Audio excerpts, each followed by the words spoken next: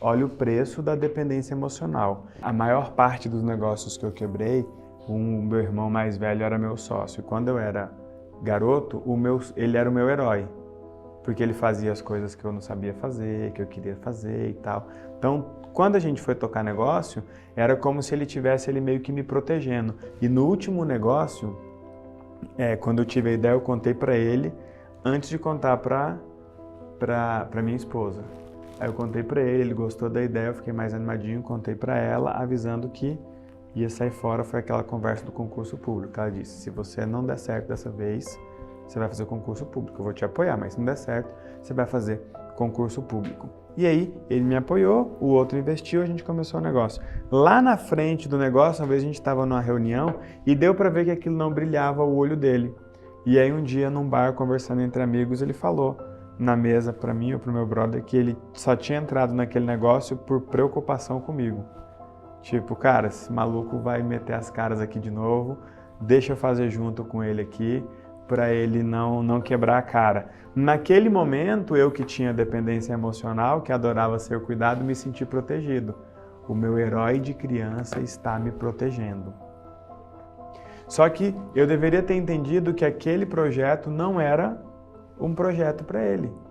A proteção era um projeto. E aí eu saí desse negócio, eu que tive a ideia, reuni meu irmão e meu amigo. E aí depois eu achei outra coisa, porque esse negócio estava afundando, e eu pulei fora. Eu senti culpa. E para piorar, pega essa, Cris, eu saí e dei certo.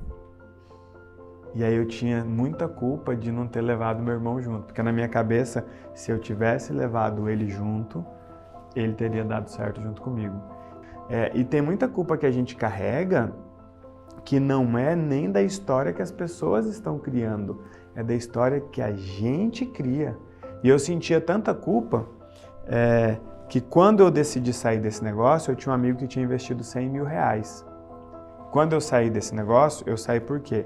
Eu tinha encontrado outra coisa para fazer, que era a escola de comunicação, e algumas oportunidades estavam surgindo. Eu falei, se eu não abraçar isso aqui agora, eu vou deixar passar. E aí eu viajei, voltei. Quando eu voltei decidido, eu vou chegar lá e vou sair.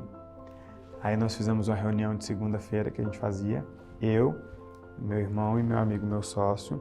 Eu fui pronto para chegar lá e falar, galera, tô saindo, fiquem com a minha parte, toquem do jeito que vocês quiserem, do jeito que vocês derem conta. Quando eu cheguei lá, meu amigo que tinha investido, gente, tudo muda quando alguma coisa muda. Se eu tivesse esse conhecimento, eu teria poupado tantos anos, tanto dinheiro, tanta quebrada de cara. Quando eu cheguei lá, aquele cara que tinha investido, quando eu viajei, ele estava desanimado com o negócio e ciente de que o negócio não ia dar certo. Quando eu voltei, ele estava com a mesa dele cheia de papel, cheia de plano.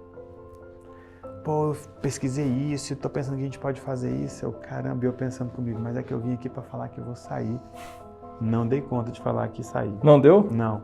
Voltei para casa, cheguei lá, e aí, como é que foi? Eu falei, amor, não falei. Aí, então você vai voltar lá segunda-feira e vai falar. A sua esposa falou.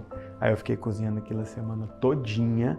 E aí na segunda-feira a gente foi lá de novo. Quando a gente chegou lá, que a gente começou a reunião, eu falei, galera, tem uma coisa para falar para vocês. Eu tô saindo. Se eu não falar agora, eu não vou falar depois, que eu já tinha vindo falar isso semana passada e não falei.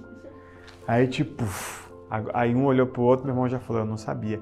Eu fui tão covarde, nessa época, eu tirava 5 mil reais da startup. Ele tinha investido 100 mil, o governo tinha investido 200 mil e o dinheiro estava acabando. E eu tirava 5 mil porque era o que eu ganhava quando eu trabalhava com ele, para não sangrar o negócio. Ou seja, aquilo não dava para as minhas despesas.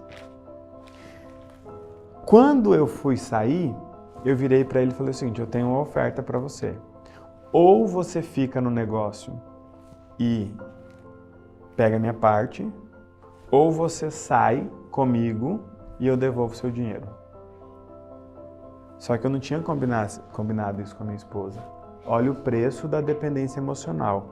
Ele era adulto, ele tinha investido no negócio, assim como não tinha dado certo para mim, não tinha dado certo para o meu irmão, não tinha dado certo para ele. E foi como eu falei para eles, eu tô saindo, falei pro meu irmão, você tem só uma mulher e ela também trabalha, você já deu certo na vida, você tem seus negócios, eu tenho uma mulher e 3 filhos, se eu não der certo agora, se eu não aproveitar isso, talvez eu não tenha outra chance. Por que que eu ofereci para ele um dia pagar ele 100 mil reais? Porque eu fui covarde. Eu não quis sentir culpa. Na verdade, eu já estava sentindo culpa. Poxa, é sacanagem. Só que tinha ali um padrão controlador narcisista. Olha o preço. Eu não vou deixar ele falar que eu passei ele para trás. Eu não vou deixar ele falar... Não vou deixar ele manchar minha imagem para ninguém. Eu não vou deixar ele manchar minha imagem para ninguém. Eu vou mostrar para ele que mesmo sem saber como, um dia eu te pago. Aí eu cheguei em casa todo herói, né? Contei pra ele. Ele aceitou o acordo? Aceitou. Ele pediu uns dias pra pensar e depois falou, velho, não vai dar pra eu tocar, como você ofereceu isso aí? Ok. Aí, quando eu cheguei em casa, contei pra Emily e ela falou assim, você propôs esse dinheiro pra ele pra pagar como? Aí eu falei pra ele que ia pagar um dia, ia parcelar e um dia ia pagar, mas a gente não tem esse dinheiro ainda. Eu falei, mas a gente vai ter. Aí ela pegou e falou assim, mas é que quando a gente tiver esse dinheiro era pra ele ser nosso, não dele. Aí eu, sabe? Então muitas vezes a gente não tem clareza e paga um preço caro, mas você que está na sua casa, agora você já tem clareza. Você pode não conseguir resolver rápido, mas você não vai poder falar que não sabe.